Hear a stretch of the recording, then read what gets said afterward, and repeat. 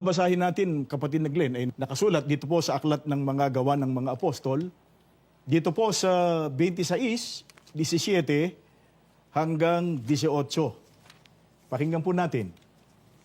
Sinusugo kita upang buksan ang kanilang mata at dalhin sa liwanag buhat sa kadiliman at agawin sa kapangyarihan ni Satanas at dalhin sa Diyos.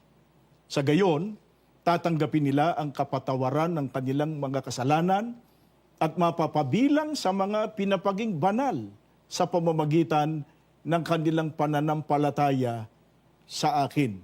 Kapatid na Glenn, dito po sa mga talatang binasa natin ay nagpapakilalang napakahalaga na tanggapin ng tao ang pagsusugo ng Panginoon Diyos sapagkat napakadakilan ng kanyang layunin, kaya siya nagsugo. Ano po yung layunin na yon ng ating Panginoong Diyos sa pagsusugo niya?